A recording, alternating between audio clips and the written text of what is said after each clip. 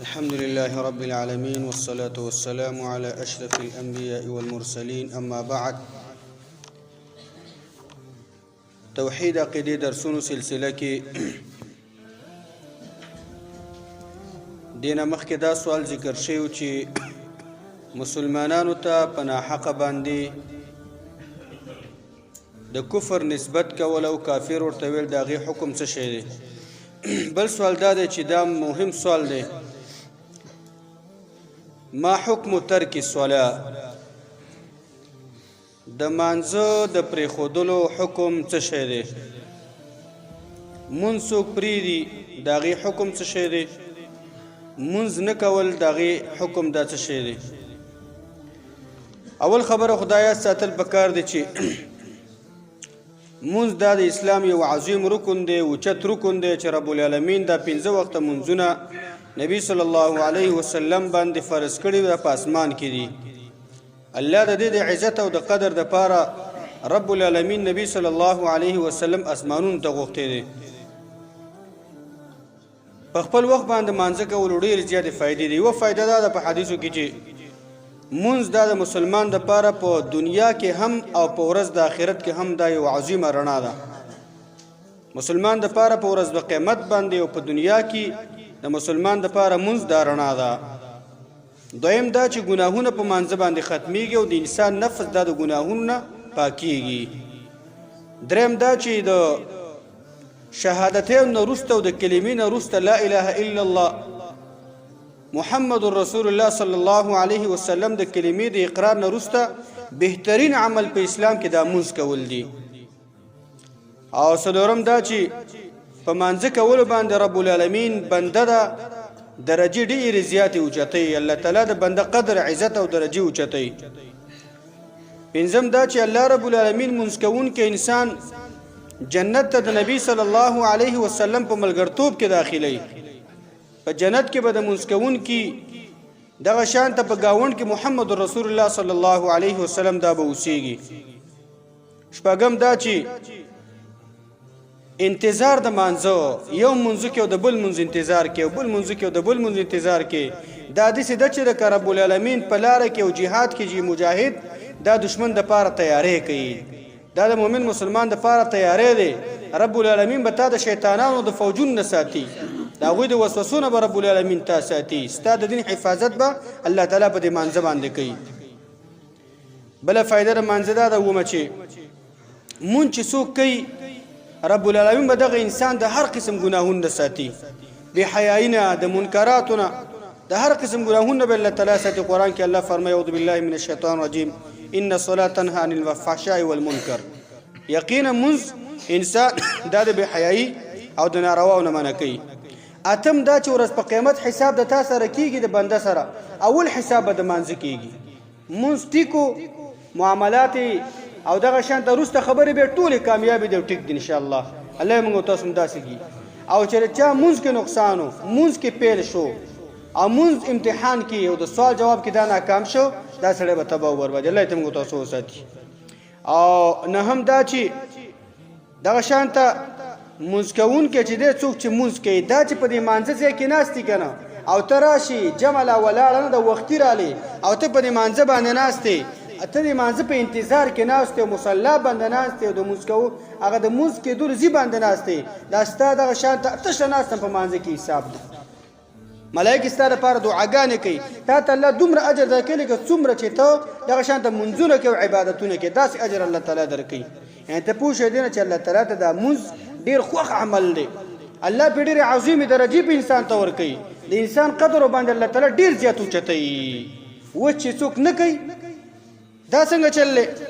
د الله پیغمبر صلی الله علیه وسلم فرمایي یو حدیث کې ناشنا حدیث دی، عبدالله بن عمر وی او دا روایت امام احمد روایت کړی دی او دغه شان د امام احمد او احمد شاکر دغه شان د خپل مسند کې روایت کړی دی. دا ټیک روایت دی.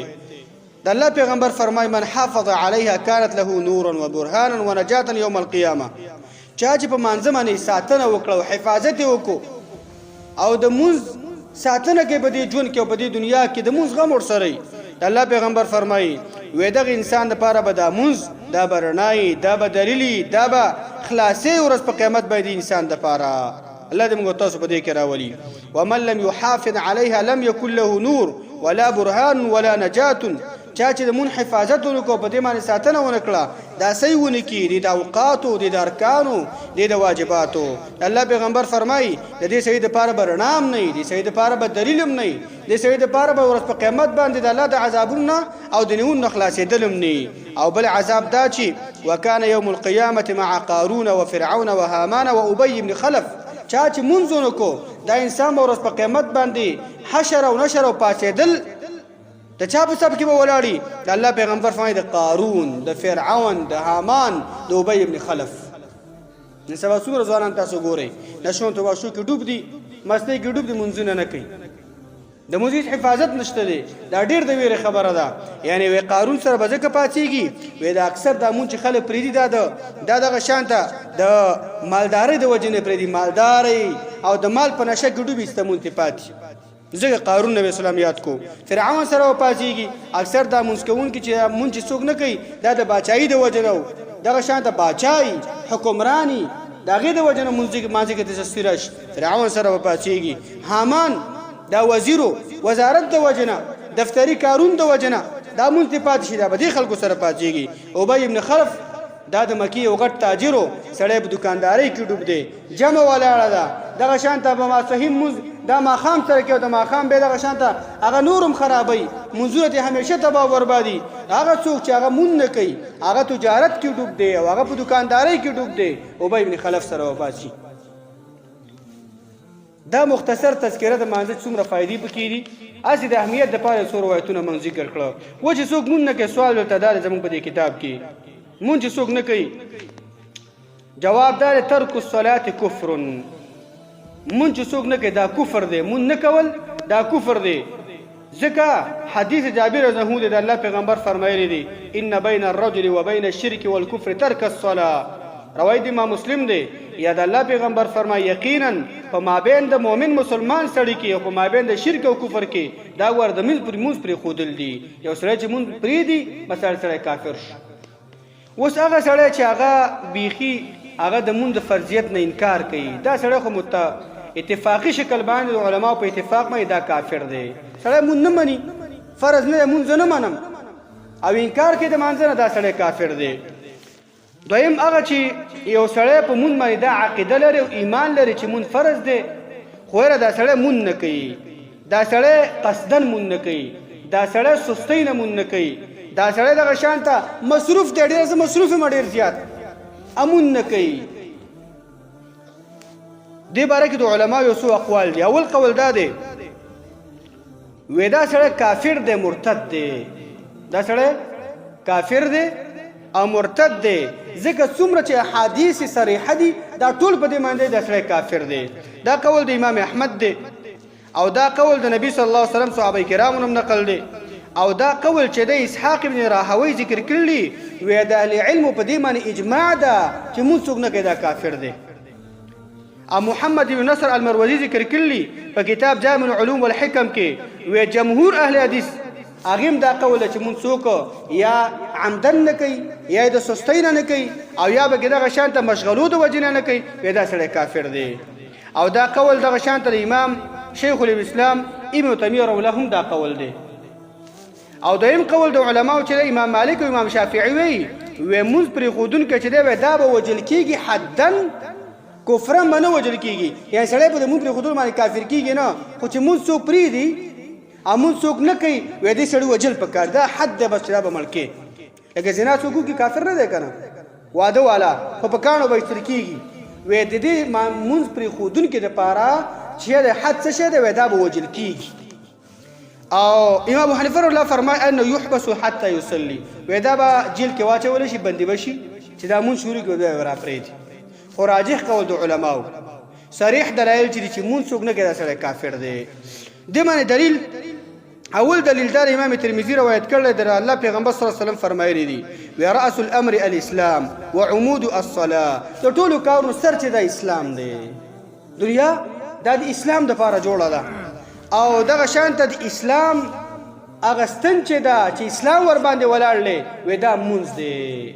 مون دی لکه څنګه چې یوه خیمه هغه په یوه ستن باندې ولاړ او دا ستن ته ویرې کړي خیمه را پرېوځي خیمه نه پاتې کېږي دقه شان ته مون دا د اسلام دپاره ستن ده چې دا لرې شو څوک یې نه کوي به دا سړی کافر دی یعنې بل روایت کې راځي امام مسلم روایت کړی دی د الله پیغمبر صلی الله علیه وسلم فرمایلی دي ان بین الرجل وبین الشرك والكفر ترک الصلاه مخکم ذکر شو یقینا په مابین د مؤمن مسلمان سړی کې او په مابین د شرک او کفر کې بس د مونږ پرې خودل دي مونږ څوک مسلمان چې مونږ پرې خود کافر انده فتوا چا ده محمد رسول صلی الله علیه وسلم بل روایت کې راځي اصحاب السنن نقل کړي امام ترمذی امام احمد دغه شان د نورو د الله پیغمبر فرمایلی دي العهد الذي بيننا وبينهم الصلاه فمن تركها فقد كفر هغه لوز چې زمونږ د کافرانو مشرکانو په منځ کې دی هغه ګوره مونځ ګوره چا چې مونځ پرېښودو دا سړی یقینا کافر شي دې کې خو بل هغه دا خبره یې خپې خلو کول په کار نه دي دې کې بله خبره زیږي نو د الله پیغمبر فرمایي هغه لوز او عهد چې زمونږ د مشرکانو کافرانو په منځ کې دی چې هغه فرق دی دا چې د مونځ فمن ترکها فقد کفر چا چې پرېښودو به سړی کافر شي امام احمد امام ترمذی امام حاکم را نقل کړي د عبدالله بن شقیق نه عبدالله بن شقیق وی وکان اصحاب رسول الله صلی الله علیه وسلم لا يرون شيئا من الاعمال كفر الا الصلاه وی د الله د پیغمبر صلی الله علیه وسلم صحابه کرام چې وو هغوی به هیڅ یو عمل چې یو سړی به اسلام کې وو او یو عمل به کو نو هیڅ یو عمل به د مؤمن مسلمان کفر نه ګڼو هیڅ یو عمل یو ګناه دا به د مؤمن مسلمان صحابه کرامو دا کفر نه ګڼو الا الصلاه مگر مونږ چې به وکړو یاره دا سړی کافر دی مونږ چې بچا نه کوو دا سړی څه دی کافر دی مونږ چې بچا پرېښودو دا سړی څه دی دا کافر دی روایت ابن ماجه امام بخاری ادب المفرد کې ذکر کړی دی الله پیغمبر فرمایلی دی من ترک الصلاه متعمدا فقد كفر چا چې قصدا مونږ پرېښودو یقینا دا سړی کافر دی نن سبا جوړ روغ رمټ د شپې د 3 بجو پورې موبایل ته بناستي پبجي ته بناستي او د سهار مونږ په 10 بجې باندې کوي بیخي کوي نه اړې ښه سړی چې په 10 بجې وکړي هغه رسم خو وکړي که نه ته په خپله ویې چې دا سړی به چېرته ځي دا بارانونه رامنې ولې نه کېږي حکمرانان ولې خراب دي ژوند تېرېږي موږ تنګېږو ژوند اسباب برابرېږي رزقونه سیوا کېږي پیسې ډېرېږي دنیا پراخه کېږي خپلولانې پراخه کېږي د ژوند معیشت ښه کېږي خو زموږ او ستاسو زندګي ورځ په ورځ تنګېږي قسمه قسم مرضونه راباندې را روان دي څومره چې سهولت د زندګۍ برابر شوی دی هغومره زموږ او ستاسو د الله بندګۍ او تعلق کې سستي پیدا شوې ده ولې وجه څه د الله خفه دی که زه خپله مونځ کوم زما په څنګ کې زما ګاونډ کې زما رور زما عزیز هغې کمزوري د مانځه ده څه به ما الله تعالی وبخي څه به ما باندې الله تعالی رحم وکړي دې خبر ته توجه پکار ده مونځ څوک نه کوي راجح او د علماو دا دی دا سړی کافر دی کافر معنی دا نه چې بس کافر شو تش کوتک دی ګرځي به کافر معنی دا ده چې دا مړ شو دې له به مسلمان غسل نه ورکوي دې باندې به جنازه نه کېږي په دې باندې ښځه طلاقه ده ښځه که مونږ کې خاوند نه دغه شان ته هغه د خاوند د نکاح نه وتې ده دا به د مسلمانانو په هدیره کې نه ښخېږي دا به د مسلمان نه د خاندان نه به میراث دا نه وړي او که دا کافر دې سرمایه نور مسلمانان به دې نه میراث دا به نه وړي الله دې موږ تاسو باندې رحم وکړي الله دې موږ تاسو ټول محافظین د الله تعالی د احکامو وګرځوي وصلی الله علی نبینا محمد